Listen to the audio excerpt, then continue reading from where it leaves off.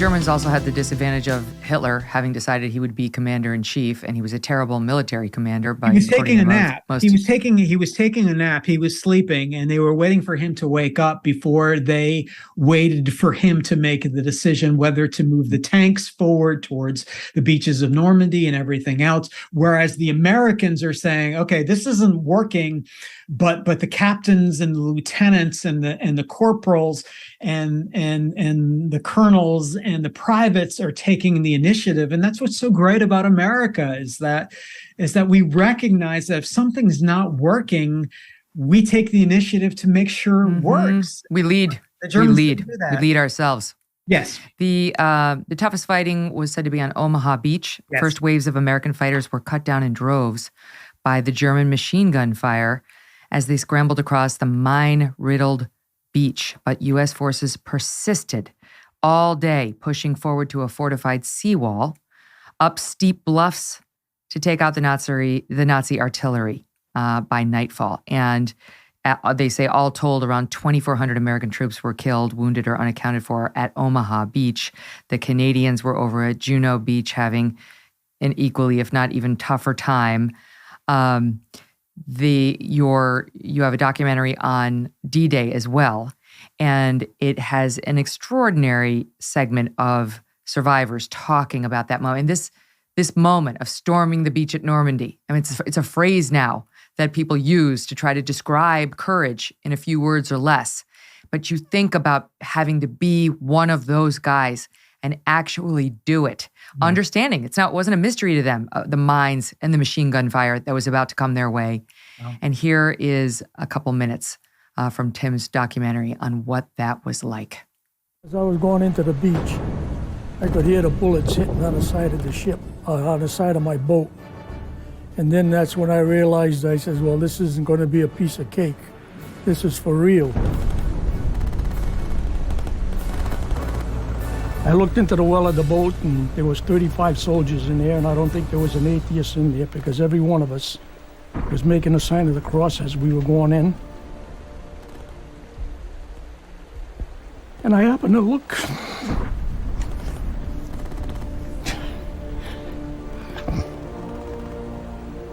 I looked to the right, and I seen a boat there. And then it's when I realized what we were going into. Our job was to blow up these obstacles. They had what they call hedgehogs, and then they had these telephone poles with a ramp, and on top of the telephone pole was a mine. That was for when the tide came in, the boats would just slide up there and the mine would explode. And our job was to blow up 50-yard gaps so the infantry could land.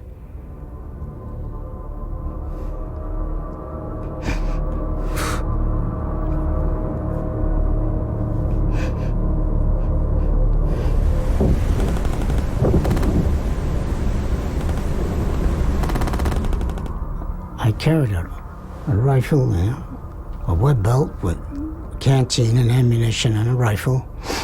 And I forgot how many pounds of explosives I had on my back. I believe they called it Tetratol. And as I got to the ramp with a small boat that was in to land, just as I jumped into the water, there was this explosion. And while I was under the water, maybe a couple of seconds, someone pulled me out, and I couldn't find anything.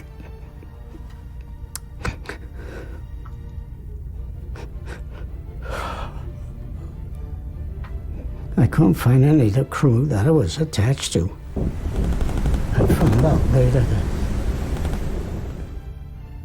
they were all killed.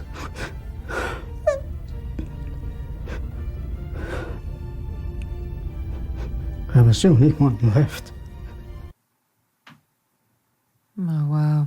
American hero. And God bless you, Tim, for interviewing these guys and getting their stories on camera. That was Day of Days by Tim Gray. And you should definitely watch that one too. The they're just humans, they seem superhuman, but they're just men, and they were young men asked to do the most extraordinary things, and they did it without complaint and with valor. Ernie Corvese, who you just heard from, I said, what did you do after the war? He said, I went back to high school. I mean, can you imagine that?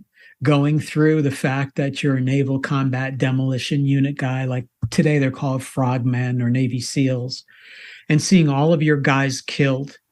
And then he went on to the Philippines. I said, what'd you do after World War II? He said, I went back to high school. And I said, when I was in high school, Megyn, I would think I was still sucking my thumb. I looked at that guy and I'm like thinking to myself, what an incredible American you are to be able to accomplish that. And then go back to high school and finish high school. And Richard Fazio, the guy behind him who lived the first half hour of Saving Private Ryan, and Richard's still alive. Ernie passed away this year, unfortunately. But I look at them and I talk to young people today who are 17 or 18 years old, and I go, this is what you're capable of. I said, whether you know it or not, you're capable of this. You're capable of being the next greatest generation, and they look at me like I'm a alien from Lost in Space or something like that. And I said, these guys didn't think they were capable of doing that themselves at 17 or 18, but they did it. If you're like me, you're growing more and more concerned about the future. The market's all over the place, and inflation is at its highest level in 40 years. Interest rates are skyrocketing. Market experts are predicting possibly recession, possibly bad one, using scary terms like economic hurricane. If you want to protect your future, call a precious metal dealer I trust, American Hartford Gold.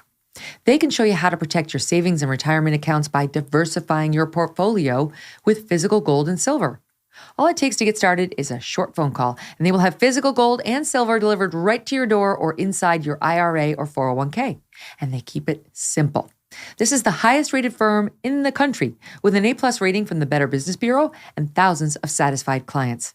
And as an exclusive offer for my fans, if you call them right now, they will give you up to $1,500 of free silver and a free safe on qualifying orders. So don't wait. Call now. Call 866-518-2955. That's 866-518-2955 or text Megyn, that's MEGYN, to 65532. Again, that's 866-518-2955 or text MEGYN to 65532. Hey, thanks so much for watching. If you like what you just saw, hit the subscribe button for more clips and full episodes.